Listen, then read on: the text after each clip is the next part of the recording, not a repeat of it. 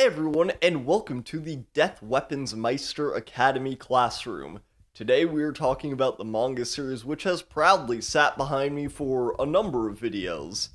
Atsushi Okubo's greatest work of all time, Soul Eater. Soul Eater, Atsushi Okubo's most well-known work of art, began being published in early 2004 and already had an anime adaptation airing by 2008. And for a time, this was a great, accurate, and respectful adaptation of Okubo's work, animated very well too by a pre-Full Metal Studio Bones. A sound mind dwelling in a sound body. By the 40th episode, however, madness had taken a hold of the anime. Having caught up to Okubo's manga and having nowhere to go, the death sentence was carried out. And Soul Eater, the anime, was resigned to an early, strange grave, and a non-canon ending which infected this world with its madness. The anime adaptation of Soul Eater has been the most popular, well-known version of the series since it started, and stopped airing. Roll the cosmonaut proverb. It's sad, but it's true. People don't like to fucking read, okay? But Soul Eater, the manga, is far too good, far too unique of a story to be forgotten so early, especially in the really weird place it's been left. Imagine if about 3 seasons into My Hero Academia, All for One absorbs Shigaraki, and then Deku fights him and wins. All before we even meet Lemillion. So, I'm here to talk about Soul Eater, the manga. Like, all of it. I'm not going to talk about every little chapter in detail, but I will be covering this Nidhogg from stem to stern. The arcs, every character, references, themes, Excalibur, boobs. But first, what everyone wants to know. What's going on with Shane, baby? For around the past 9 months, or a baby's worth as it's known, I've been trying to focus way more on current comic book-based content.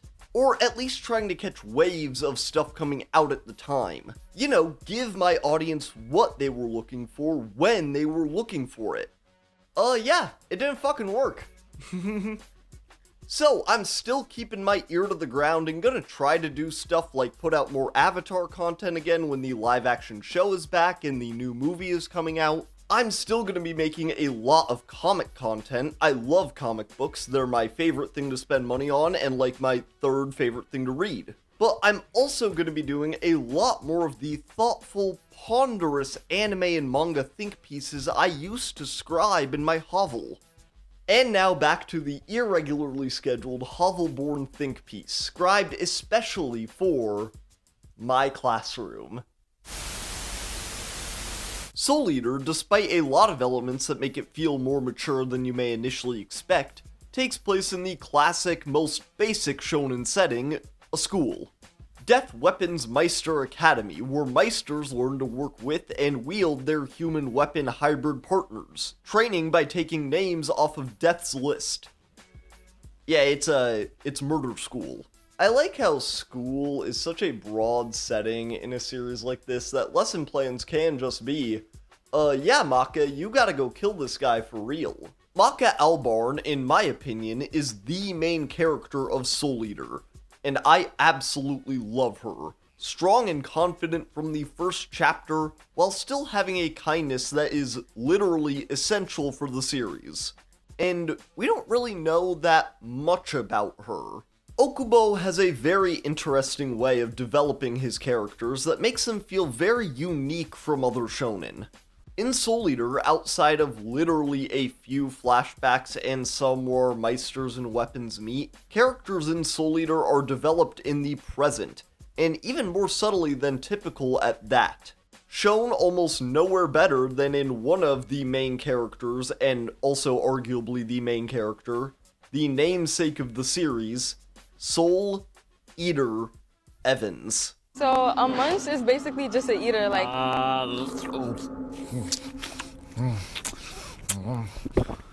Loud and proud declarations of love and friendship are so common in shonen that the power of friendship has become one of the biggest tropes in action manga.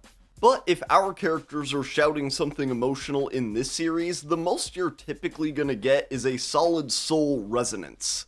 Our characters here, especially Maka and Soul, show their love and trust for each other through their actions. Not openly communicated, they have to let their souls speak to one another. Resonate. The first arc of Soul Eater, as an official scholar of Soul Eater studies from DWMA University, so don't fucking question me, is DWMA 1.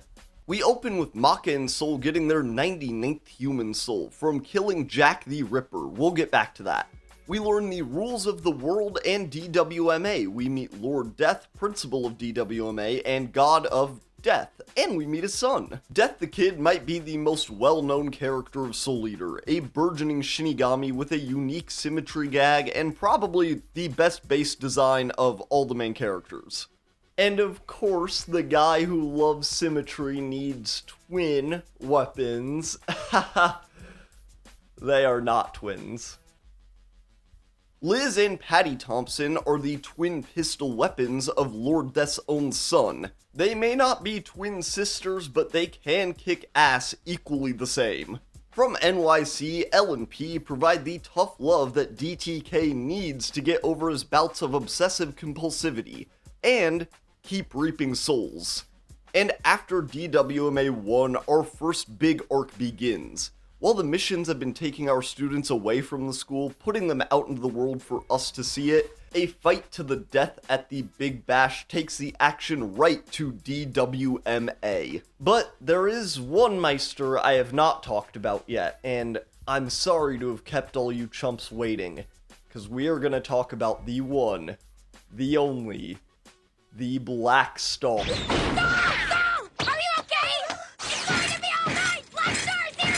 Black Star is my favorite character in Soul Eater. And keep in mind, I say this with a PhD WMA. The last survivor of the Star Clan, a warrior who plans to and loudly proclaims that he will surpass the gods, and he does it, but that's for later. Black Star is a badass, a great friend, a protector, a warrior, a practical god, a ninja, and a badass again. But he wouldn't be able to be or do any of those, at least not nearly as well as he does, without Tsubaki Nakatsukasa. Tsubaki, Black Star's weapon partner, is one of the Soul Eater characters I've had the most challenging times wrapping my head around. A multi-weapon due to her family lineage, Tsubaki is the perfect and maybe only weapon for Black Star, able to adapt to whatever her Meister needs. Tsubaki, if you wanted to be mean, I think could be described as passive, a wallflower, even a doormat for Black Star. And I think I may have felt similarly at points, but I was wrong. Tsubaki and Black Star, even more than Maka and Soul, represent the emotional trust you have to have with this series in order to fully appreciate it. Tsubaki might come across as a doormat if you wouldn't respond how she does to Black Star. Like how Black Star might fill you with blinding rage if you put yourself in Tsubaki's shoes, or at least that's how I'd feel if a child tried to tell me what to do, but that's the point, it's not you. You just have to trust and appreciate the relationships that these characters have. Barely any flashbacks or loud declarations of emotion to help you along. It is a soul resonance. And now we can talk about the first big arc. Now that's a party! A fight to the death at the Big Bash is the first traditional action manga arc of Soul Eater. After a few brief school assignments introducing us to some DWMA faculty, Dr. Stein, Sid Barrett, the school nurse Medusa has been revealed as a witch. The witches are the oldest enemies of DWMA, diametrically opposed to the Order of Lord Death. Weapons even have to top off their 99 human souls with one witch soul as a dessert before becoming one of Death's own weapons. Which is like being made partner or making tenure, I think. Medusa is attempting to break into DWMA and free the Kishin, an ancient being of madness hidden under the school. Along with her witch companions, Iruka Frog, Free the Werewolf, and the Mizoon sisters. And even her own child, Krona. They have energy. They have energy. They have energy. Krona Krona is the child of Lady Medusa, who has been combined with the demon weapon Ragnarok. Yeah, they're not just non-binary. That's two people in there. A lot of Soul Eater is about the relationships between parents and children. Death the adult and his kid, Maka and Spirit Albarn, even Black Star or the Thompson sisters not really having parental figures is really important for their characters. So, Krona, being a product purely made for violence, closer to the weapon they were merged with than a real person in the eyes of their mother, says a lot in every plot they're in. Maka, Soul, and Krona, but really Maka and Krona, fight against each other in the catacombs of DWMA. Death the Kid and Black Star fight Medusa's henchmen, and there's an excellent faculty fight between Stein and Medusa. But the fight with Krona is the most narratively important one. Medusa's control over Krona, or Kruntroll as I call it, is predicated on her keeping Krona isolated, making sure their only source of love and approval is her, and maybe Ragnarok. This fight, while just being a really well-drawn bit of manga action, is emotionally resonant in a way that makes it one of the most important ones in the whole series. Maka reaching out to Krona to make them a friend as opposed to keeping them as an enemy ends the fight and sets up DWMA2, Krona's enrollment. The larger fight, however, is ultimately lost. The Kishin, an ancient avatar of madness with no relation to Lord Death whatsoever, is released, and just out into the world, not even under the control of Medusa, who is dead forever. DWMA2 sees Krona begin their enrollment at DWMA. We also meet more faculty, go on missions, and litter boxes are installed in every classroom. We meet Justin Law, the Death Scythe of Western Europe, as well as Marie Mjolnir and Azusa Yumi, the Death Scythes of Oceania and East Asia, respectively.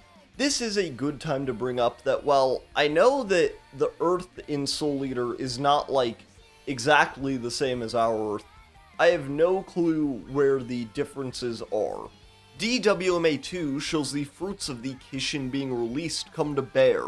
Golem coming to life in the Czech Republic, Stein kinda sorta losing his mind more so, in the revival of the second Gorgon sister, Arachne. And also, Medusa is still alive, by the way. Sorry, Krona. Arachne comes back into the world after Lord Death nearly killed her 800 years ago, restarting her militant madness army, Arachnophobia.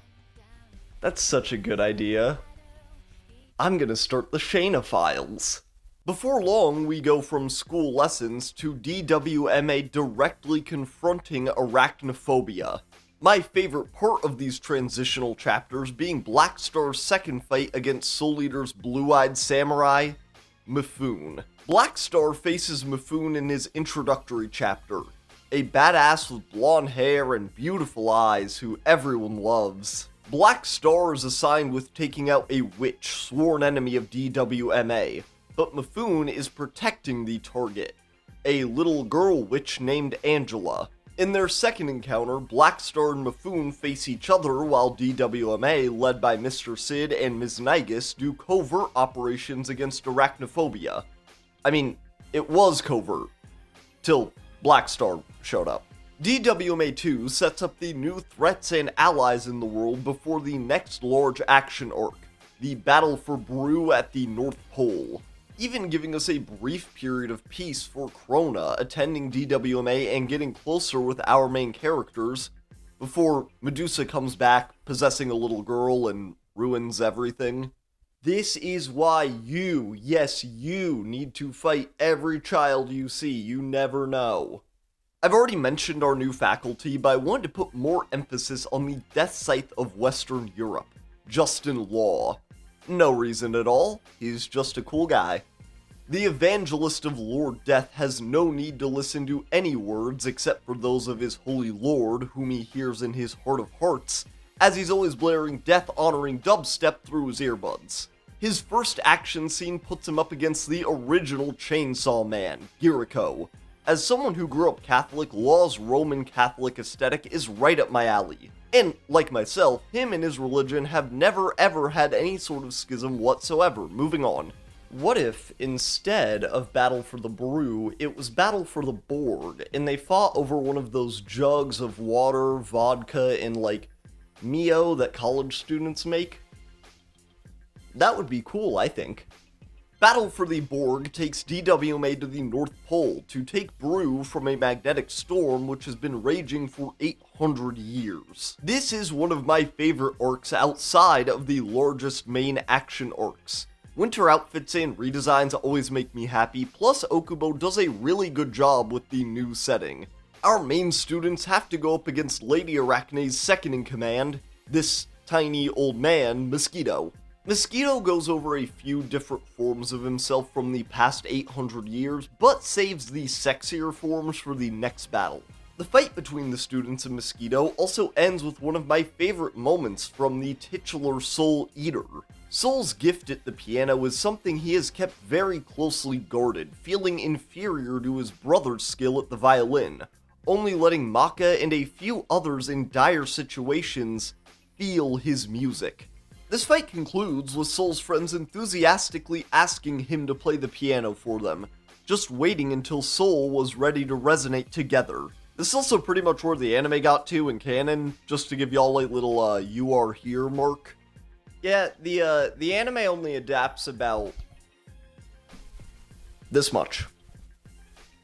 Despite the DWMA students getting out of the magnetic storm before it rips their atomic structure apart, Medusa slithers her way into another W, acquiring the real brew for herself.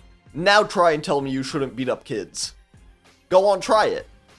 After Stein having a madness attack at the North Pole, surprise attacks on DWMA operations, and a general bad vibe at the school, a conclusion has been reached. A Moil. Yeah. Hello, I'm the Moil. Hello. It's very nice to meet you all.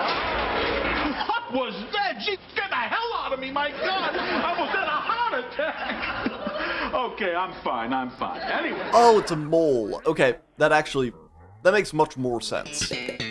This stretch of Soul Eater, despite it still after having many great moments and even more individual peaks, from Battle for the Brew through the internal investigation into the final assault on arachnophobia, this is the best run of Soul Eater.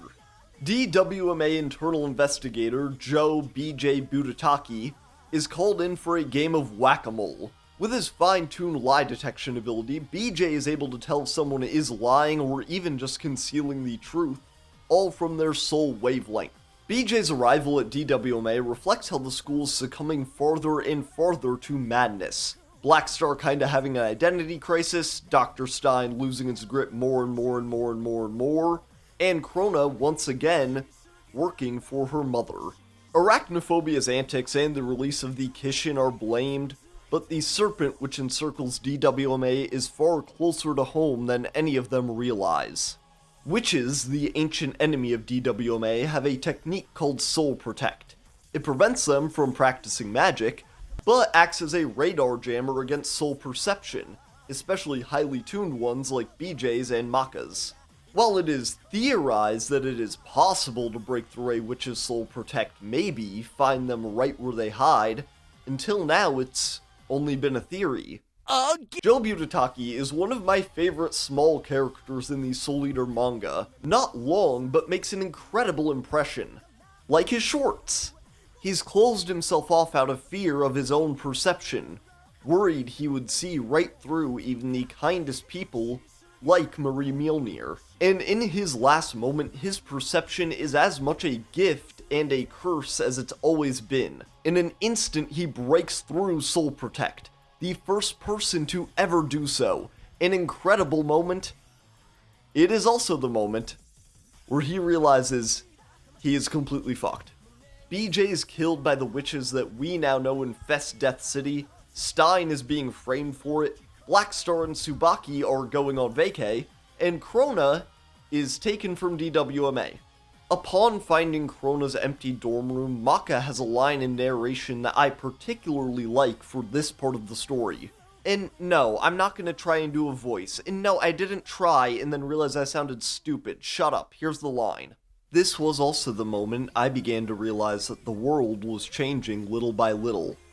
and the people around me were changing with it, and that I too was being asked to change. The following chapters before the attack on arachnophobia are all about that change, and especially how Maka specifically is being forced to change with it. Have I said change enough yet? There's a 3-chapter story of some of our main students fighting a madness clown at a factory in Russia, giving us a taste of the weirdness they'll face fighting the Kishin. In the fight, we get some of our scant flashbacks to Maka going to DWMA with Spirit for the first time, we see little baby Blackstar, and oh my god, they're all dead. I always love Maka and Soul's friendship, and how he gets her out of moments like this. Usually calling characters sibling-coded means that they're kinda mean to each other, and Maka and Soul are, but they're also sibling-coded in the sense that they really do love and care for each other. Maka has a well of courage, which she is not even close to seeing the bottom of, and which Soul always helps her tap into with his support and the Soul piano. But Maka, if you think you need that courage now, get ready for Operation Capture Baba Yaga Castle. You're gonna face unimaginable horrors. Operation Capture Baba Yaga Castle is probably the best arc in Soul Eater. It is at least my favorite, and I've already explained my credentials to you all. With DWMA being backed farther and farther into a corner, with the madness of arachnophobia and the Kishin infecting the world, they're finally ready to make a deal with Medusa. Medusa, still possessing the body of a little girl, comes to DWMA with a proposal to attack her sister's terror organization, one of the few I don't personally support. I only support their leader. Hail Arachne! Medusa is willing to escort DWMA personnel through infiltrating Baba Yaga Castle, as well as providing intel on how to dismantle the operation. Her only requirement being full control over Operation Capture Baba Yaga Castle. While Medusa is negotiating with DWMA and biding the very small amount of time they have, DWMA 3 is underway. We met an updated batch of students before the battle for the Borg, Ox, Harvar, Kiriko, Kim, and Jackie, but in the meantime before Baba Yaga, we get to know them even better. Kiriko is my favorite of these students, with twin gauntlets powered by Earth Shaman weapons. Harvar is a no-nonsense Thunder Spear weapon, wielded by the intelligent, kind, and bug-looking Ox. Ox Ford is a bit of a weird nerd guy, even by DWMA standards, shaving his head daily, gelling his hair into 2 dangerously sharp pillars, which represent both his strength and determination. The real tragedy in this period of Soul Eater, however, is Kim and Jackie, a Meister and Torch weapon respectively. Kim and Jackie are both found out to be witches. When DWMA officials try to bring them in for questioning before more trusting figures like Ms. Nigus can talk to them, Kim and Jackie run away from DWMA, and right into the 8 arms of arachnophobia. There is a spider, spider, it's deep in my soul. With the operation planned, Kim and Jackie, and definitely Krona in the clutches of arachnophobia, we are a go. Led by Medusa, manned by Ox, Harvar, Maka, Soul, Kiriko, and his shamans, escorted as well by the Son of Death and his weapons. One thing I love about Soul Eater is the big flashy pages we get before these big action arcs start. There's a great one before the big bash, a really cool one here, and more to come too. We get some new twists on the action that Okubo has gotten better and better at conveying, with Medusa giving our students an extra boost with her vector plates. And while Medusa may have the operation nominally in her control, DWMA is familiar with witches and how quickly these dogs can become snakes. All my homies are wizards. Death the Kid is keeping that motherfucking thing on him, that thing being Brew. Sid is keeping an eye on them with a strike force, and they're being tailed by a mystery bear and mystery ape. Tezcatlipoca and his Meister, Death's team in charge of South America.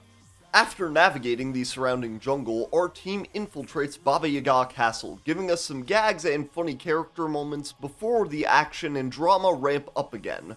Humor is a massive part of the Soul Eater manga. I haven't been specifying manga because when someone says Soul Eater, they should just be thinking of the manga anyways. It's a little psyop I'm trying out. But specifying manga here is important because Okubo has an excellent understanding of comic and written humor. The outfit gags in these chapters are hilarious without voice actors here to help us along. Black Star is my favorite character, and a key part of that is his humor. And Excalibur, Excalibur. From the United Kingdom, I'm looking for heaven. I'm going to California. Cuts people off with the power of his great old one speech bubbles, even hiding people's words in the gutter of the pages. Well, that was a nice little break to talk about humor and laughter and all things haha. But what's going on over at Baba Yaga Castle?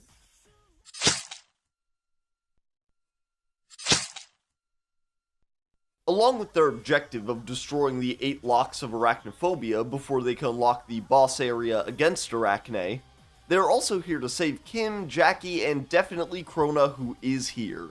Ox has gone off to save Kim, his true forever love / childhood crush, finally feeling her wavelength in the halls of the castle. However, after being exposed to the morality manipulation machine, or as I call it, the evil chair, they've given up on DWMA. With one of their operatives being stabbed by one of their rescue targets and the rest of them having split up, the mission is off to a rough start. Such a rough start that they need a miracle. From a god. A new target has appeared on the radar. The alarms in the castle are blaring. Something is coming in fast and tripping every sensor on its way in.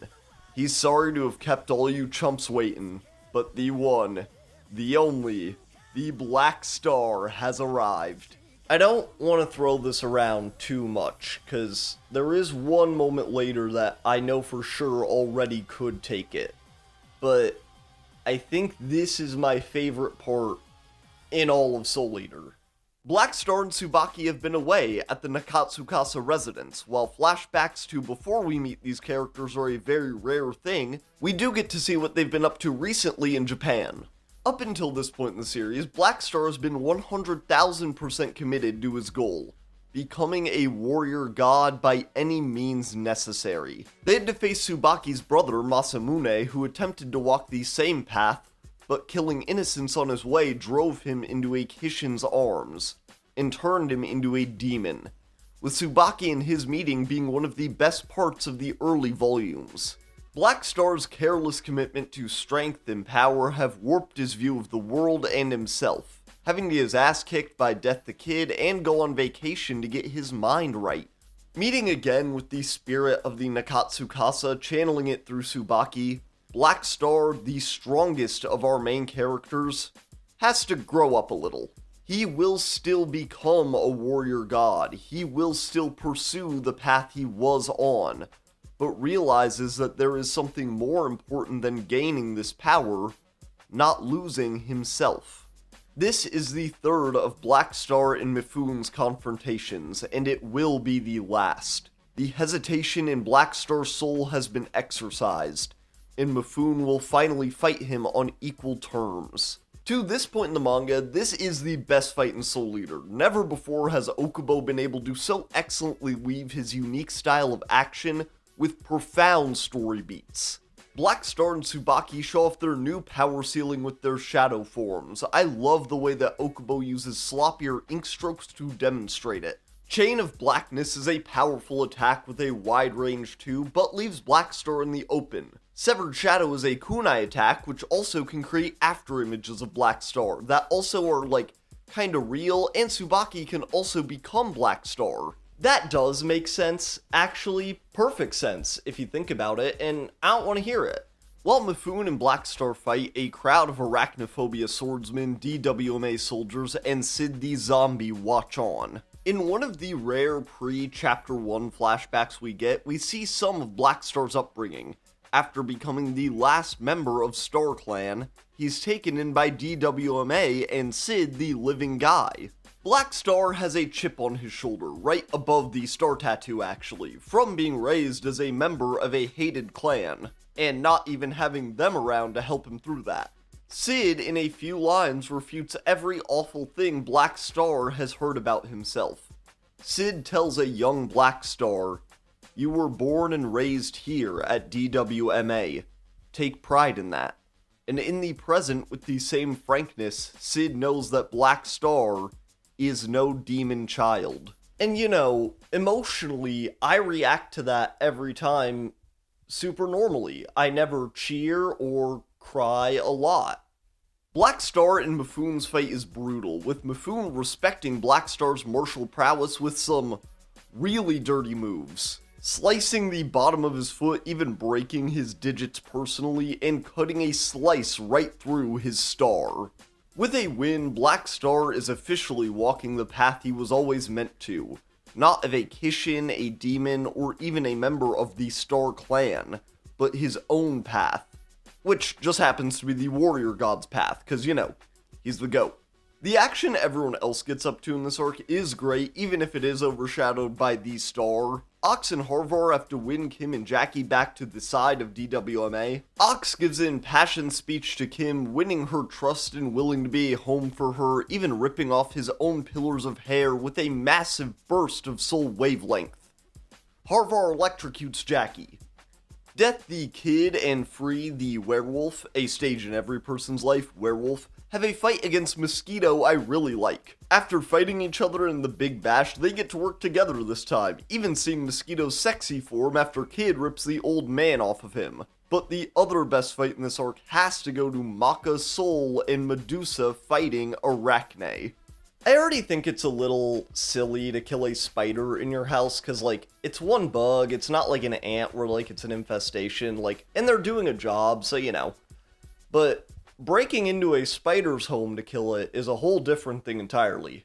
Okubo loves altering the style in Soul Eater, not just changing from the more big eyes and tiny skulls look of the first few chapters, but every time the madness becomes overwhelming, things start to look different. Like when you haven't slept in a few days and you can really start to tell who around you is a CIA asset. Maka, Soul, and Medusa's fight against Arachne in her Grand Chamber has some of my favorite art in the series so far. Arachne's magic is horrifying, even reaching the DWMA forces outside, ripping their minds apart until Black Star tells everyone to calm down. Ladies, I'm trying to do my work today.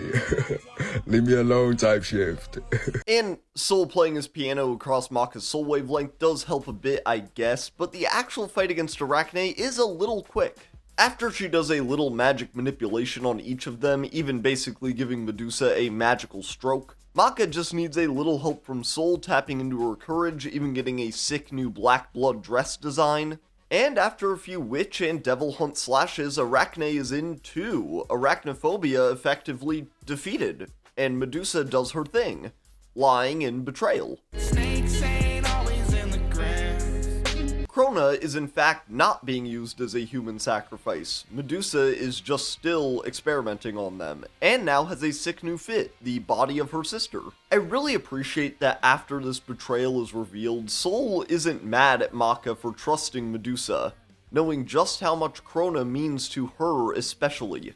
Checking in on our other DWMA students, Black Star's recovering after defeating Mifune, Kiriko has a really funny fight against Arachnophobia Demon Tool soldiers, and Black Star gets stuck in a book. While I do think that Operation Capture Baba Yaga Castle and the chapters leading up to it are the best stretch of Soul Eater, the back half of the series is still great. One of the things that makes it work still is this really fast pace. Before we're done with Arachnophobia, we've already set the next arcs in motion. The return of Krona, the formation of Spartoi, and Operation Rescue Kid. Before we dive fully back into the plot, we have our fourth and final DWMA arc.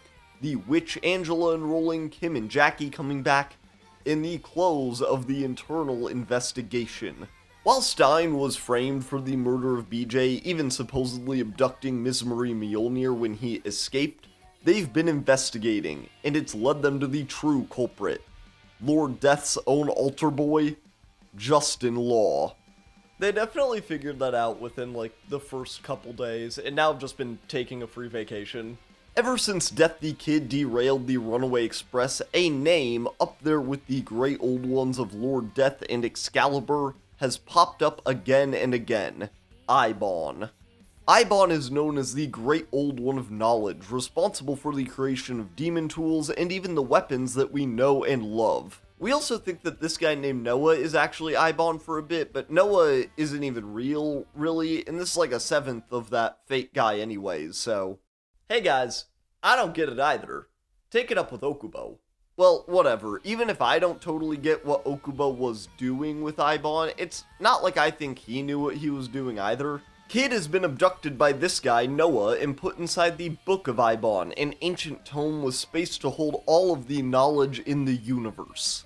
But before we go on our mission to rescue Kid, Spartoy, the new officially sanctioned child soldier outfit of DWMA, has a mission in Central Africa. Kiriko and Kim fight against the Black Clown, a combination of the madness clowns we've seen already and the black blood that Medusa created. And Medusa's pride and joy, Krona, has changed even more than our main characters. A fractured memory, even less stability, and an extra sword. They're about to go up against Black Star. Yeah, they're not just non-binary. That's 2 people and 3 swords in there. This fight isn't just entertaining and deeply painful, but we see how much Black Star has grown up. Normally so self-centered that he needs the Earth's axis to spin around him, his first thought when he sees Krona again is how Maka will feel, even if they insist they don't know who Black Star is talking about. Rescuing Kid from the Book of Eibon, the arc officially known as Salvage, is the weakest part of Soul Eater for me. I like the 7 Deadly Sins as a trope, so combining that and a rescue mission arc with some Dante's Inferno is pretty good, but Soul Eater, for me, hasn't just been pretty good. Soul Eater, for me, is at its best when it surprises me. We actually get one of the best twists in the entire series soon after this arc. But from the time we get into the Book of Eibon to the time we leave, we kinda know what's gonna happen. Okubo does a good enough job still giving his own twists on things. I really like Excalibur being in the Wrath chapter, but like a book itself, this just feels a little rote. The best part by far is a fight between Black Star and an inverted Death the Kid. Look at this guy, he hates symmetry. His favorite artist is Dali.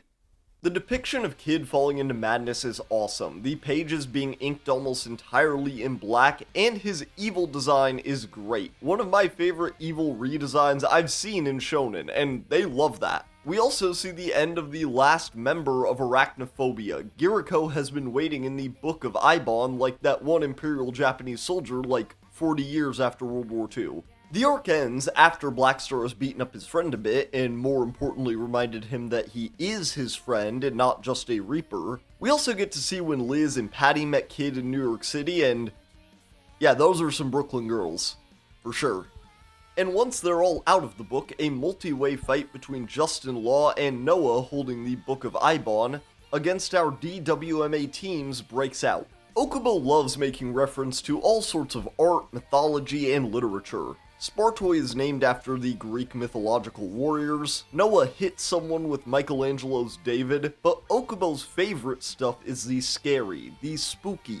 All things Halloween, Halloween, Halloween, Halloween, Halloween, Halloween, Halloween. Sorry, I reread Chainsaw Man again recently. Almost every part of Soul Eater has a spooky thread running through it. Maka fighting Jack the Ripper, Frey D. Sadako, hot cat witches, and scary clowns. But this fight has my favorite example of this motif with Horror Dragon. A 3-headed dragon who takes non-legally actionable inspiration from Jason Voorhees, Freddy Krueger, and Leatherface, complete with their weapons and a graveyard on his back. Justin Law is also horrifying in this fight, trying to kill his former friends without a moment's hesitation. He has become the Madness Evangelist, and after suffering a Two-Face style injury from Tezuka, he kills him, having already told the other DWMA students and faculty that he will finally be joining his Lord O God in his dwelling, leading to my actual favorite moment in Soul Eater. Okay, I know for a fact that I already said that about Black Star arriving at Baba Yaga, and I think that that's it. After Krona killed a death scythe and engulfed the entire town in a sphere of black blood, the order has been given to Spartoy to deal with them how they see fit. Maka pushes her already excellent soul perception to its absolute limit, trying to find Krona, looking across every place we've visited in the manga so far, until suddenly she feels a wavelength of madness that could only be his, could only be the Kishin Asura, on the fucking moon. The sun and moon, but especially the moon for how much of this series takes place at night, are constantly hanging in the Soul Eater sky. The sun gasping and wheezing, the moon smiling and chittering like a madman, and now we finally know why. I thought Okubo just liked the moon looking like that. And before we begin the final arc of Soul Eater, an expectant line from the man who has become more consumed by madness than anyone. So they've found us. But first, a simple story about killing a person. After Medusa's latest experiment with Krona, the previously mentioned drowning of an entire town in black blood, Medusa greets her child with kind words of praise for the dispatching of Tsar Pushka, and another successful experiment, even making Krona their favorite dinner. And after an entire life of cruelty from someone who could barely be considered their mother, the only true happiness they had, their friends at DWMA, especially Maka, being ripped from them by Medusa, after a hug and more praise from this woman, Krona simply can't handle it. And Fatality. Liu Kang win. Fatality. Collector win. Fatality. Fatality. Fatality.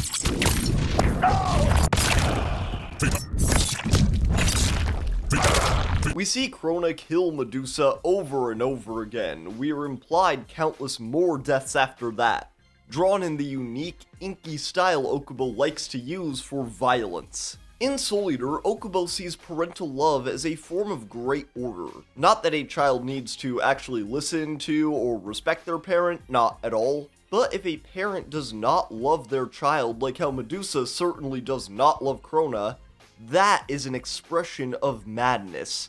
And that madness getting to this point between Krona and Medusa is both of their ends. Similarly to how Justin Law's refusal to listen to anyone but the Lord Death inside of his own heart could have led nowhere but madness. Krona and Justin Law are not just excellently written and developed characters in the manga, but I really think that they're two of the most important characters thematically for the series. But now we are finally ready to go to...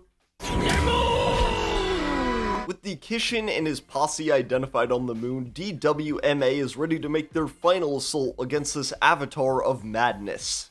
The Death Scythes and certain other DWMA personnel, like Kid, are going to the moon, while Spartoy is tasked to find Krona. Endings are one of the hardest parts of a story or video to write, along with the beginning and a fair amount of the middle. But ending this series with a massive climactic fight on the moon, even introducing more characters for small moments and letting our main characters truly shine, is amazing. Maka finds Krona where they first met, Santa Maria Novella Basila, feeling their soul just as they did back then, theirs and Ragnarok's. But Krona does not, or does not want to, recognize Maka. Maka is incredibly kind as always, immediately welcoming Krona back to DWMA if they would like to return. But Krona has given up. Nearly being completely resigned to madness, Krona describes themselves as broken and twisted gears, which will never move in sync with anyone else's, even sprouting thorns when Maka tries to touch them. Krona makes a declaration for themselves. For one of the first times ever, they will not uphold any sort of order. Krona escapes to the moon to obtain the Kishin and drown the world in their madness. And obviously, Maka and Spartoy are following. Are we supposed to pretend like you're not dressed like a giant bird? The final arc of Soul Eater becomes a four-way battle for the Kishin, to control him, worship him, end him, bringing together the oldest enemies of the series. DWMA and the Witches. Since the first chapter, we have seen witches and those who work under Lord Death as diametrically opposed forces, which by definition could never ever work together. But they've just never faced a foe as existentially horrifying as the Kishin. In the middle of the War on the Moon, Lord Death sends Kid in his stead to the Witch Realm. I haven't mentioned it yet, but Lord Death can't leave Death City. Kid begs the witches to help, while they sentence Iruka to 5 deaths, free the werewolf to 100 deaths, and for Kid, 1,000,000 deaths. The son of Lord Death himself bows to the witches, to the point of his head resting on the ground, begging them to lend DWMA their strength. No matter how much they may despise them, the Kishin will destroy both their worlds all the same. Kid has to leave without having yet heard a verdict from Mistress Maba. And honestly, I'm impressed with Okubo that the leader of the witches isn't a bad bitch. That must have taken a lot of strength for him. But what takes even more strength is Kid having to fly back to the war zone the moon has become, without having a guarantee that the witches will help. He must wordlessly trust them, a soul resonance with witches. And of course they do help out, cause this is a shonen and man, that would be a bummer if they didn't. Hey guys, I'm sorry I haven't talked about Stein more. Dr. Frankenstein is probably the fan favorite standout character from Soul Eater. I'd say either him or Death the Kid, but he doesn't have as much impact on the story as you may expect. The point when he's most important to the story is probably Battle for the Borg through internal investigation when his mental was really suffering. But in the fight on the moon, Dr. Stein really gets to cut loose, ripping off these sutures of sanity that have barely held him together his whole life. Assisted by Marie Mjolnir, not just in kicking ass, but in barely not succumbing to madness. Their fight against Justin Law, who I think is an excellent foil for Stein, is drawn incredibly by Okubo. Both he and Stein are able to just have fun. This is ultimately where Justin Law's story ends, after being hit by so much lightning that he fully disintegrates. Holy shit.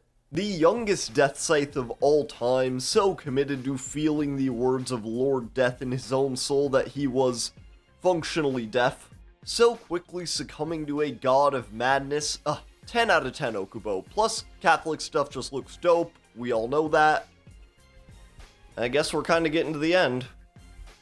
The Kishin, having hidden the nose cavities of the moon, has been discovered by Sid, one of the Noahs, and Gopher. This little guy. I haven't mentioned him yet. Joined by Akane and Clay from Soul Eater Not, the slice of life / romance manga spin-off of Soul Eater. The Kishin is tearing their minds apart already, about to kill Noah. Sid and the other student surely would have been next, if not for They them energy. They them energy. They them energy. Krona willingly and happily absorbing the Kishin is the final expression of their madness. The fight against them and the DWMA students beginning with one of my favorite lines in the series from Maka. Krona's eyes have become nearly fully black. They look closer to a horrifying Disney cartoon now than the character they used to be. It's perfect. When Spirit Albarn, Maka's womanizing, stupid, but very loving father, protects Maka from Krona, the Kishin is reawoken inside of them. These last couple volumes are a non-stop, endless torrent of fantastically drawn, creative action, which is a blast to read, just not a blast to describe. Maybe I can get one of those, like, AI voiceover channels to do this, like one of the ones that they do with, like, movie trailers, or whole, like, movies I've seen. Seeing our students who would once struggle to face their own teachers who were also going easy on them, facing a god of madness is incredible. But the star of this fight after Krona is absorbed by the Kishin is Kid. With the last of his non-symmetrical lines of Sanzu finally connecting, Kid has become a true Reaper, can now face the Kishin, and has accidentally killed his dad.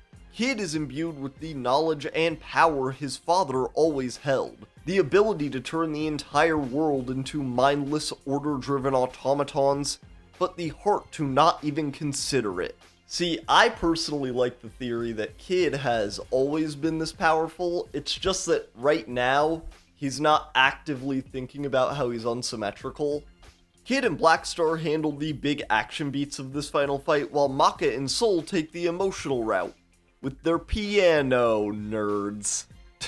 They use their connection with Krona's black blood to dive back into the Kishin, and hopefully rescue Krona.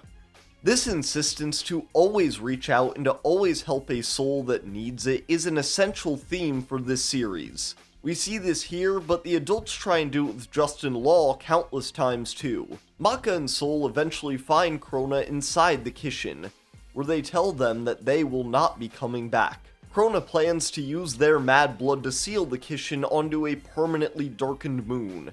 The only way out of this is for Krona to sacrifice themselves for the sake of others, something they were never taught to do by Medusa. With one last group soul resonance, Maka and Soul escape the Kishin, and Krona does what they promised to do. The series ends a little quicker than I would like ideally, cause I want to go on forever, but the last chapter is an epilogue after a brief couple-day time jump. Kid becomes the new Lord of Death, Excalibur has a hilarious final appearance, Soul Eater is dubbed Death's last weapon, Maka is happy to hear that he'll be keeping the same name, Blackstar achieves such a level of martial prowess that he can literally float now, and DWMA has made peace with Witch Kind, looking to end their long feud. And Stein is gonna be a dad. There's literally no shot that Kid lives. Y'all, thank you so much for attending this extra long DWMA seminar, but unfortunately that is the video for the week, or the month maybe. I didn't talk about all the weird sex stuff in Soul Eater, but you know what we call that? The coward's way out. Cause I'm the coward. Here's my way out. I'll see ya.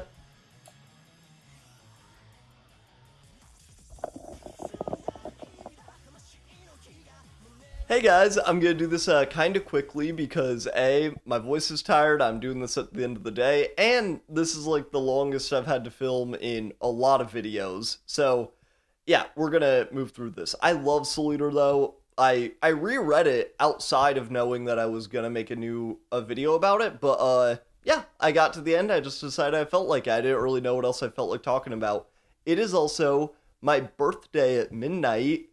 Not gonna tell you what day that is, or even how old I'm gonna be, cause I'm already so public online, I'm kind of paranoid about, like, getting my stuff hacked, like, I already have, like, by being a normal stupid person. I don't want to do it by being an online stupid person, but, so I'm gonna be 37, but yeah, I love Soul Eater. This kind of made me want to do a video on, like, all the ancillary stuff of Soul Eater, like the video game I used footage of, Battle Resonance, the manga spin-off. I don't know if there are any movies, actually. I doubt it. But, yeah, I thought that might be fun. What I have to show for my collection this week, though, is The Authority Relentless. This is one of the DC Compact comics. I'm going to talk about this real quick, because I also think my phone's about to die. Yeah, it was good. It's kind of like, The Boys Light, kind of, in, like, attitude.